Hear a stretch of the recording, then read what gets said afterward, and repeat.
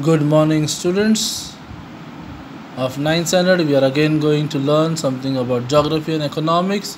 We have finished the geography part. We are going for the economic part, and today we are going to learn something how the villages have turned into cities, like rural areas have been turned into urban areas, urbanization.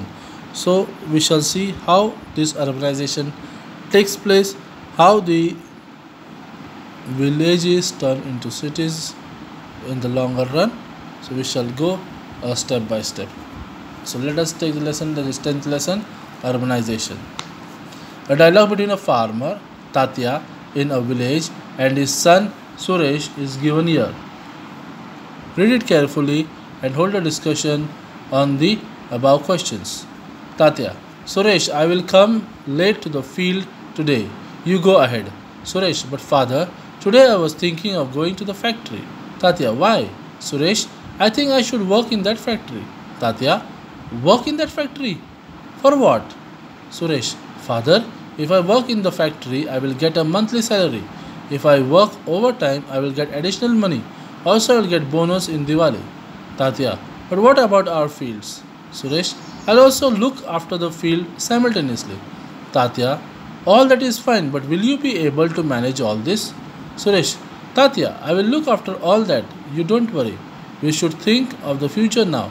Our village will change drastically from what it looks now. Tatya: What changes are you talking about? Suresh: Oh Tatya, recall your past. Remember the earlier village. How small was our village? And look at our village today. Today there is factory near our village. Our field is near the village. Because of the factory, roads will develop and facilities like hospitals, schools and colleges, administrative offices will come up. Huge buildings will stand tall in the village. People from outside will come and stay here. The sprawl of the village will increase. Village will develop.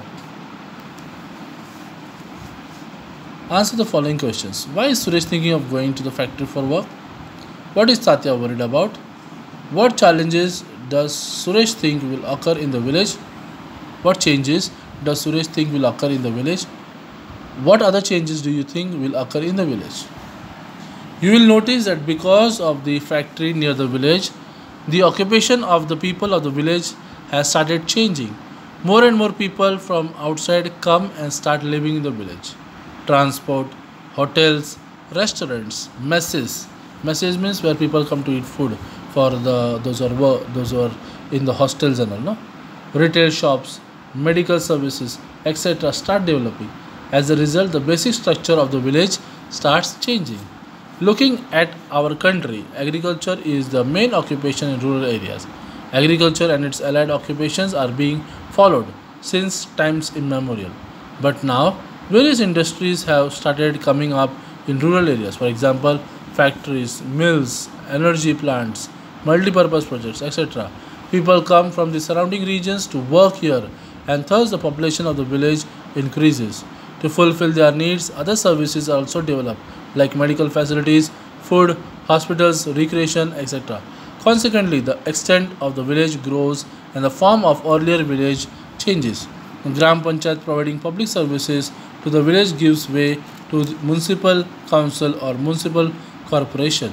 These bodies provide the different basic services to the citizens like drinking water, roads, transportation, sewerage network, street lighting, etc. Besides this, other facilities like town planning, recreation facilities, tourist places, parks, etc. also need to be developed. Consequently, the village transforms into a town or city. Small village is there. Okay, let us take our Songaon. Now we are having factory. When we are having less people staying over here, suppose 50 people are staying in the village. Okay, how many people are staying? 50 people are staying in the village. All are having sugarcane factory, sugarcane all are having. So the factory has come, one of the field, the factory has come, sugar factory has come. So now these are the poor farmers who are farming. But then to work in the factory, you require people. So then people are there from the nearby villages also people come. But then there are trained people are required. So for the trained people you require to prepare a quarters where people can stay. Now, when the people are staying in that quarters, we also have to see that these people they will have their children, so there should be education facilities. Now, when these people are staying, even they may fall sick, so for them require hospitals are required. Now, when they are staying over there, they require transaction, so banks come. So when they are staying over there, they require entertainment, amusement parks have come, gyms have come, then movie tickets have come, movie halls have come. And then also when you are there, you feel like to refresh yourself, you require to relax yourself, there are also what you call hotels. So you see how the village, small village, has been developed with lot of facilities. And roads are there, which nice roads come, then vehicles start moving. See, lot of development, transportation increases.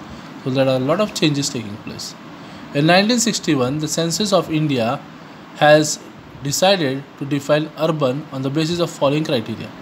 More than 75% of the male working population should be engaged in non-agricultural occupation.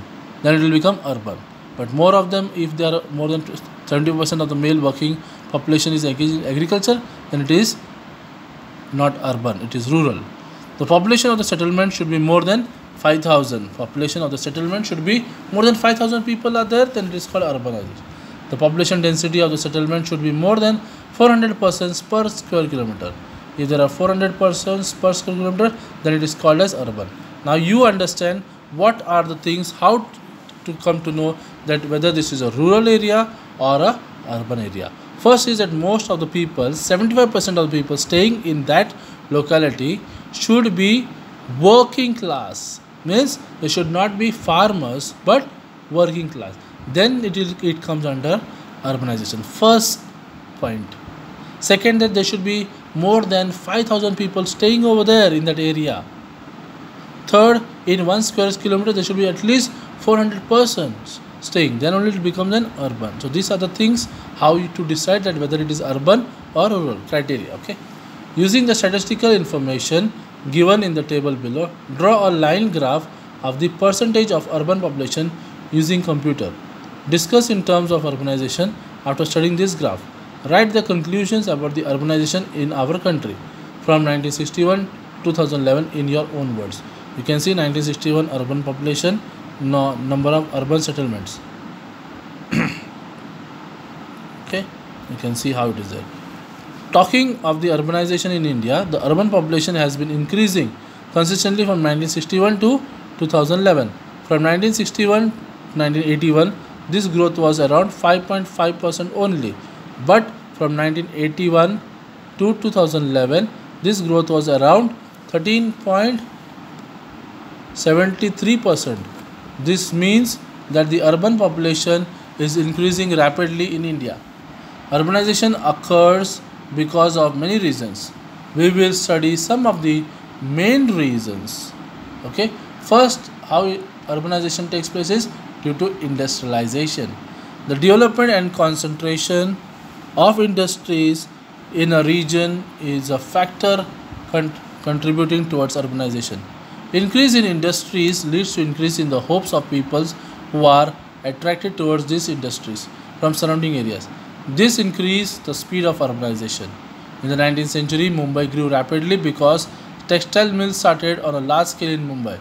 Many villages which were originally fishing villages, Koliwadas, became part of Mumbai metropolitan area because of industrialization and urbanization. Then trade. A place in a region is sometimes favorable in terms of transport, loading, unloading and storage of a good. This leads to development of trade and related services like business complexes, banks, credit societies, godowns, cold storages, houses, etc. start growing. For example, Nagpur in India is centrally located in India. Urbanization started increasing here because this location facilitated trade. Then comes the next one is mechanization and technology. We can see lots of advantages of mechanization and technology in various fields. Both are helpful to urbanization too. In recent decades, the use of technology has increased in agriculture. Mechanization has also increased. In rural areas, agriculture is done with the help of machines on a large scale these days. The manpower employed in agriculture become devoid of agricultural work. This working class came to cities to look for work. As a result, urban population started increasing. Transportation and communication, and then remaining things we shall learn, remaining part how it is urbanization. Or let me finish these 2 points. Transportation and communication. In regions where transport facilities like roads and railways develop, urbanization some rural small rural settlements occurs rapidly over there. For example, after the development of Konkan Railway, many villages like Savade district Ratnagiri lying close to its proximities have started urbanizing. Convergence of important rail routes through Bhusawal district, Jalgaon led to its rapid growth. Then the migration. Migration is a major factor affecting urbanization. This migration can be short term, long term, or permanent. Migration occurs from rural to rural area, rural to urban area, or urban to urban areas. The attraction of higher standard of life has also resulted in an increase in migratory population in the cities. For example, migration occurring in cities like Mumbai, Pune, from other parts of India. This is something about migration. How urbanization takes place. But then there are some effects of urbanization, advantages of urbanization that we shall learn in the next class. Thank you.